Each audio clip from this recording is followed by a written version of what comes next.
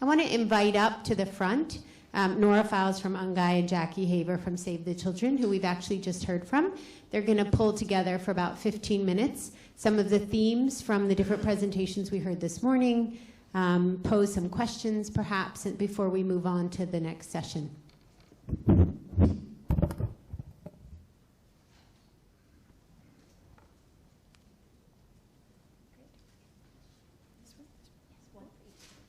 One each, okay, one each, there we go. Well, thank you for the opportunity to add a few more thoughts to this discussion. It's already been rich and we've learned a lot from each other already. We've only been in the room for what, an hour and a half? I wanted to just offer a couple of observations to start and then Jackie will take over. My first observation was the enormous drive, which started maybe 5 years ago and perhaps even a bit earlier, to crowd in evidence in this area, to actually get back at all of the researchers who said, based on the early learnings, that we have no evidence in this area around what is the impact of menstruating on girls in school. Those were the early findings, and today we have demonstrated that even in the first 3 presentations, we are developing an enormous evidence base, which will become a resource for all of us moving forward. It was fascinating to hear all of the intention to include rigor, a real rigorous approach to doing research in India, the importance of surveys of samples, of ensuring a broad range of evidence, of looking at the status of the evidence, doing, what did you say, a fancy kind of analysis to bring out correlations and associations.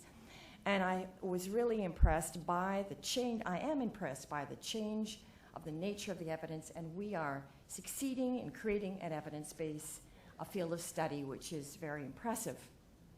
I also was very interested, though, to note the difference between the research focus and the very action or solution-oriented focus of the different presentations. And I think it would be worthwhile for us to ask questions about how these two approaches will continue to feed each other. The research continuing to open and to explore and to be prepared to be unsure. And some of the very action-oriented, driven processes which involve ministries of education who don't have a long time horizon, who actually need solutions and need things to change, and they're more ready to close down conversations and invest in processes. And I think it's important for us to recognize the difference and to allow for those to continue to feed each other. I wanted to raise 2 other things, and then I'm going to pass it over to Jackie.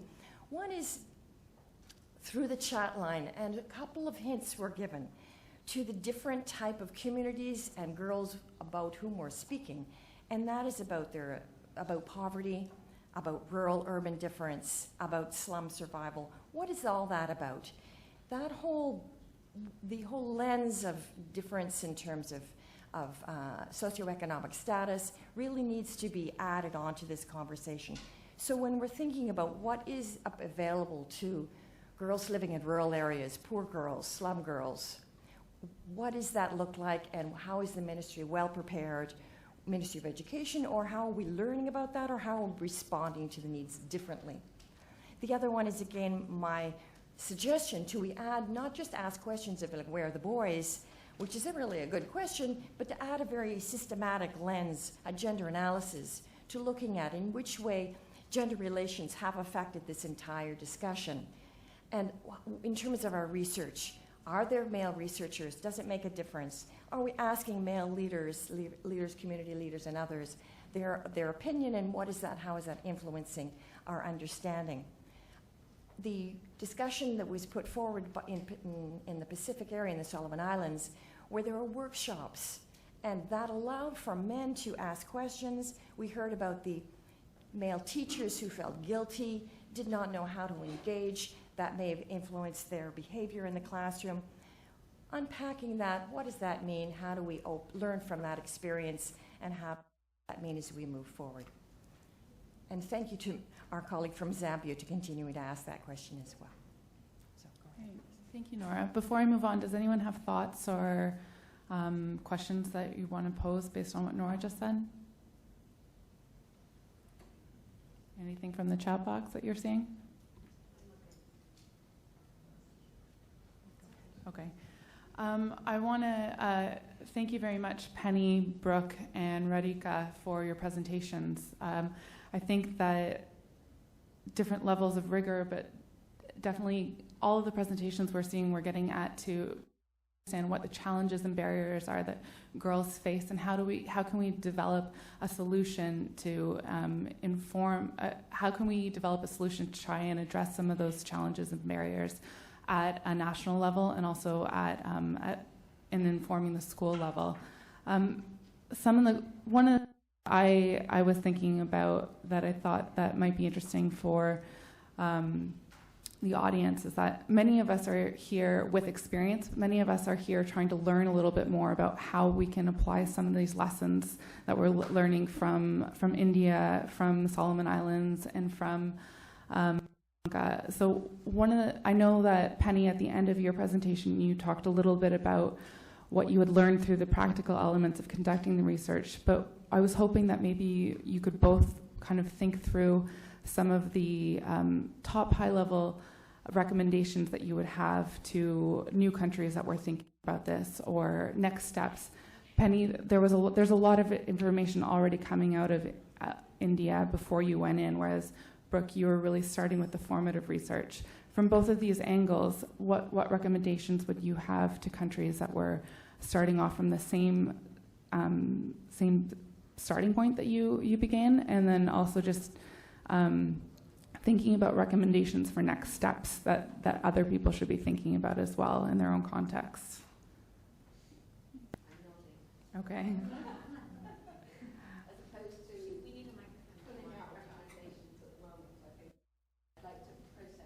Okay. Okay. Okay. So thank you. I think that was very valid, and hopefully each of us with our different experiences can make recommendations. I just off the top of my head at this precise moment, I prefer not to, say list 5 recommendations. And certainly with Mamita in the room, I'd like to sit and talk to her about it. And provide that maybe by the end of the day or okay. for the document. Or Mamita, do you have any thoughts or advice that you'd give to a fellow country office that was thinking about this? Not to put you on the spot, but if you did have recommendations or thoughts for someone else that was starting at the same level. I'm not sure whether we're in a position to, at the moment, give top-line recommendations, but I think this is something that we could think through during the day, and probably by the end of the day, we'd be able to come back to you on, some 5 or 4 top-line, not recommendations, but an advice as to how you begin and, how you want to go about. And probably we could also share, if there's time, the where we started and where we are now, and in terms of timeline and something like that, if you wish, that probably we could share that if required. Yeah. I mean, does that help you? I don't know. I was hoping to open that up to a little bit more of a conversation, but it's okay. I understand the need for thinking about it as well. Brooke? Okay. Thanks. Maybe I don't really have any really earth-shattering words of wisdom, but I think for us it was because we were coming from a place with really no evidence, nothing that had really been documented very much before. But there, in the process of kind of starting from zero, we found that actually we weren't starting from zero. There was some work that had been done by our colleague Kiri in Western Province, but it had been a few years before, working through the YWC and the Mothers Union. And just talking to more people, we were able to get in touch with Carrie, and she's actually probably not online because I think it's 2 a.m., but she's, probably going to be listening in today, and, started kind of seeing what had been done in the past. And what we found was there had been some kind of market research been done in the western part of the country on reusable sanitary pads, and that there was a project that was working between kind of Western Provinces of Solomon Islands and PNG in teaching girls and women how to make these. So I guess my point is that became also a good entry point for talking about better access to absorbents in the country. That there wasn't one entry point that was kind of like the right thing or the absolutely the place that we knew we had to start. But I guess for other Pacific Island countries, our kind of one recommendation is to do the stock taking and engage in some sort of formative research to have a better understanding of what the situation is. But in terms of programming solutions, I mean, because MHM is a big area that's being discussed globally, I think a lot of governments and a lot of agencies working in Pacific countries, even without the, say, strong evidence base that India has, really feel like there's a need for action. And I think balancing that kind of research and evidence generation agenda that you were discussing, Nora, with action that will have an impact for girls that are in school now this year is something that we're always balancing, but also luckily can learn from all the great examples that other people have done in this room and online. So we're not really starting from zero, I guess, in any of these countries, even when it maybe seems like we are. So. I think that's a really excellent point. Is really, I know that from my own experiences with working, trying to start from scratch, you realize that you might not actually be at scratch. There's a lot that can be learned from even the region as well when you start looking at the literature or what information is available. I thought there was another. Murat has a comment. Hi, I want to ask a question to Nora. It's great to have the head of Ungai Secretariat with us. One of my field visits 2 weeks back, I was in a country where we look at education sector strategy. It was a 300-page document, and we did a quick word search. There was no menstruation, and schools or toilets in schools, it was like one paragraph in a 300-page document, where in the country half of the schools do not have toilets. So how we can get Ungai with the regional outlet and other powerhouses to further take the advocacy so that we can at least review education sector strategies and provide some more insight with the group who are online, with the colleagues who are here, so that we have a critical look at education sector strategies in many countries. Can we work together with Ungai, and can you help us? Yeah, well, that's a great question. So thanks very much. Is addressing that in 2 ways. Over the last year, we have spent quite a lot of time influencing the Sustainable Development Goals, that discussion at the global level, and we're delighted to know now that, first of all, gender is in the 2030 Education 2030, which replaces the Education for All framework, and it includes gender-sensitive environments. So the framework for action for Education 2030 references for the first time menstrual hygiene management as a component of how the education system is going to deliver on the Sustainable Development Goals. That's independent of the WASH goal. And the Sustainable Development Goal structure also asks of us all to achieve other outcomes through our sector. So we need to achieve education outcomes through the WASH sector and gender outcomes through the education sector, and gender and education outcomes through the gender lens. So in this one place, we have them all. There's likely to be, and all 3 goals speak to the women and sanitation, girls and menstrual hygiene management in the context of school. So we have right now an opportunity to really see progress there. The other ways, Ungai plays a large role in partnership with the Global Partnership for Education to support gender-responsive sector plans. We're just finalizing gender guidelines or guidance on how to do sector planning, which takes gender into consideration at all stages.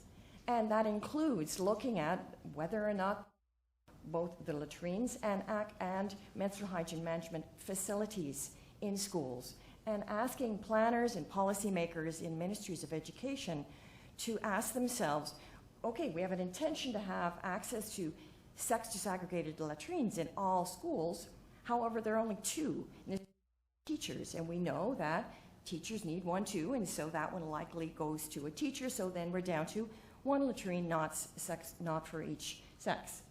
So asking those questions of planners and policymakers who don't usually get into the nitty-gritty of what are the gender implications of their policy and how to design it, that is going to make a change. Now, this guidance is going to be going global. It will be introduced. It's a joint project with the Global Partnership for Education and UNGAI, and with others, UNESCO and Plan International, actually, to make sure that this is part of the process for sector planners, so that we get education sector plans which do ask these important questions about girls in school. So we're on it. Great. We have to move in about 3 seconds to our second session, but one quick question or comment from Jessica. And just Jessica Oliver with Foreign Affairs, Trade and Development Canada on the education team. One of the reasons that we're supporting the Wins for Girls Wash in School project is helping to ensure that schools are ready for girls. And Nora, you've actually preempted one of my questions, which were some of the entry points in terms of the Global Partnership for Education in our larger conversations about integrating attention to gender equality. So thank you for bringing that up. But I was just wondering other entry points in terms of GE. Has MHM come up in the dialogue in the gender equality community of practice around gender-sensitive budgeting for the education sector? Has it come up in policy dialogue within the local education group on larger questions about gender equality? I know I'm running out of time, but perhaps I can ask those as more questions to be parked and answered at the end of the day. In 30 seconds, all I want to say is that what I see here is a real importance of the convergence between the silos in which we work, and the critical importance of bringing the education community in dialogue with the WASH community, and then be influenced and supported by those who are active in the community of gender equality. And I see this space to be so potentially rich, and we can have a conversation over coffee and other places around this important area of discussion. Thank you. It's a great question.